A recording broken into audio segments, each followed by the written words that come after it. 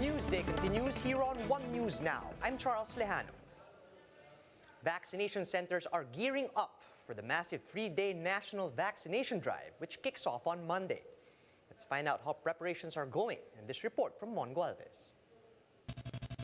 Around 94% of Metro Manila's target population are already vaccinated against COVID-19. However, vaccination centers like the Ramon Magsaysay High School in Manila are still bracing for the influx of vaccinees during the 3-day national vaccination program.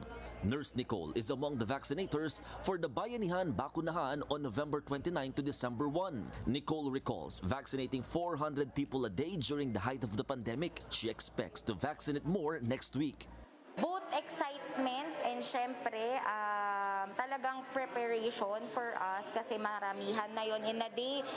The Manila Health Department will ensure that all personnel and logistics needed for the national vaccination days are prepared. From vaccinators, screeners, data encoders, up to the sanitation staff, all bases will be covered.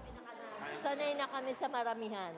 Subok na matatak na kami at subok na rin kaming mabibilis ang aming mga vaccinators. Vaccine czar Carlito Galvez Jr. said that they have more than 17,000 volunteers in the country, while 30 AFP teams are assigned in geographically isolated and disadvantaged areas. However, they would still need 51,000 additional volunteers to cover 11,000 vaccination sites nationwide. The Metro Manila Council offered to send vaccinators to nearby provinces to assist in the inoculation of several LGUs. Kasi ibang mga kapitbahay nating LGUs ay talagang kukulang sa manpower. So pupunuan namin yun. The League of Provinces of the Philippines welcomes the assistance. In some areas, lalo yung low-rank provinces and municipalities, kulang sila sa doktor at saka mga nurses. So, meron ding problema yung ilan sa encoders. So, maliit yung kanilang financial resources. The DOH says those willing to volunteer for the national vaccination drive may reach out to the respective local government units. For News 5, Mongo Alves, we are One News. Some LGUs in the CALABARZON region are experiencing a shortage in syringes for a few vaccine brands. A few local governments in Region 4A, like the province of Laguna, are also seeing a shortage in manpower.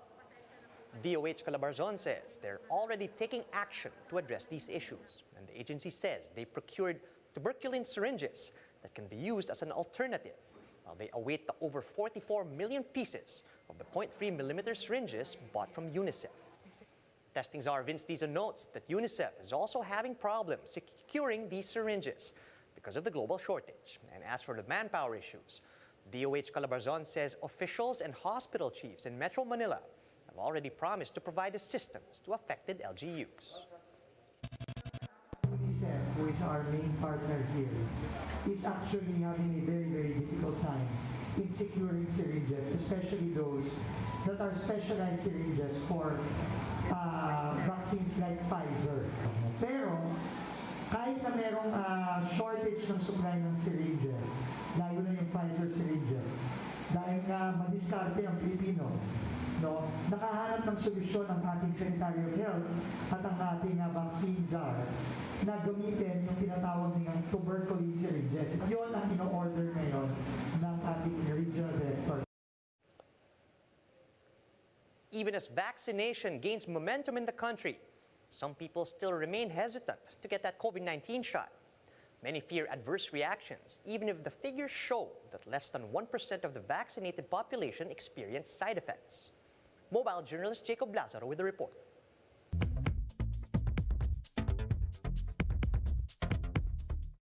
Every day, Baltazar Palaño rolls the dice, hoping to win against COVID-19. As a tricycle driver in Manila, he deals with dozens of passengers every day. Yet he has delayed getting vaccinated because of fears over side effects.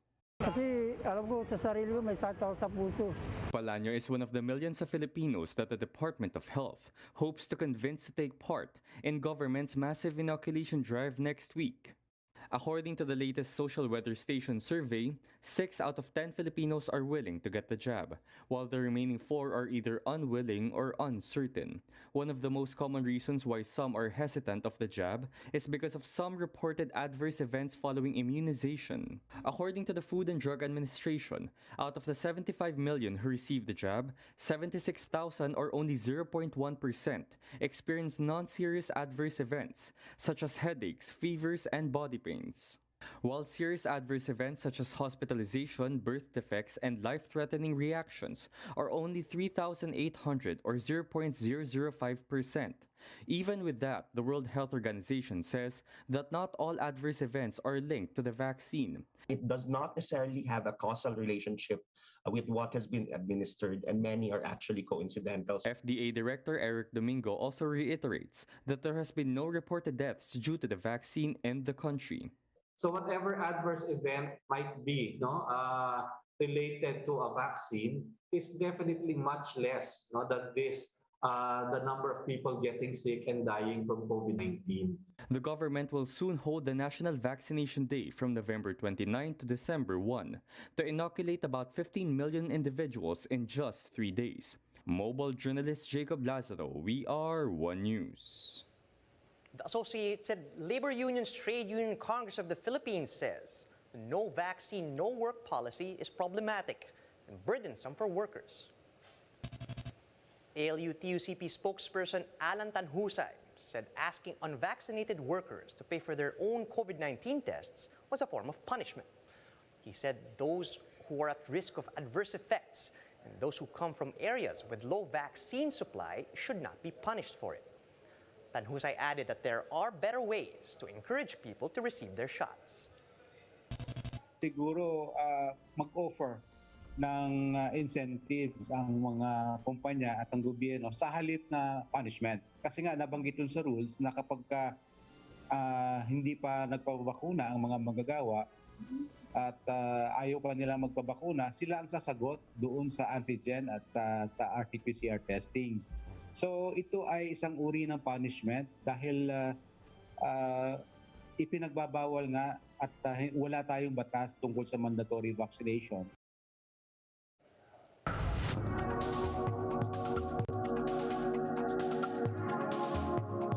A new coronavirus variant of concern has been detected in South Africa and Botswana.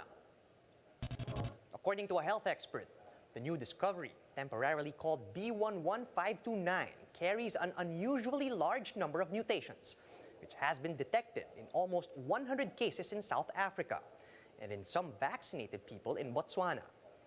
A genetics expert says the variant may have possibly evolved during a chronic infection in an untreated HIV/AIDS patient.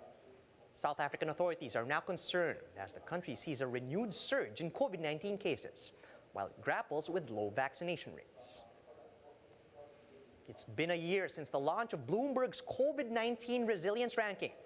Bloomberg News' Karumi Mori and Rachel Chang take us behind the scenes in this report. It's been 1 year since the launch of the Bloomberg COVID Resilience Ranking, and leaders from all over the world have taken notice. And America was ranked first in Bloomberg's COVID Resilience Ranking. None of this happened by accident.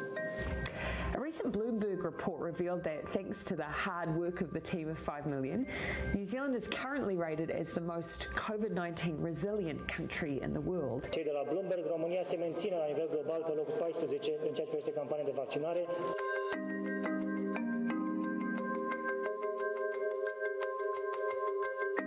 有关于彭博的指标，其实它都跟着疫情的状况有一些指标上的调整。 And now we're going behind the scenes with Bloomberg's Rachel Chang, who has been leading the project. Hi, Rachel. Tell us how the monthly COVID resilience ranking started and why. So we first had the idea for a COVID resilience ranking, or a way to look at how different countries were dealing with the same threat. I mean, simply because this is probably the first time in generations that every single country in the world was facing the same public health crisis. It was so difficult really to keep up with what each region or even each country was doing. Where were the places that were doing the best? Where were the places having the best strategies for dealing with COVID? And so that was really the idea behind the ranking, an easy way to look at through data where the best practices were when dealing with this once-in-a-generation public health crisis. And can you tell us a bit about how it works, how the ranking is compiled every month? So every month, when we first started, we had 10 data points, and these involved from COVID cases to COVID fatalities. We also had another data point specifically on deaths, which was overall mortality per 1 million people. We also had data points that looked at the quality of the country's health system, its Human Development Index, according to the United Nations.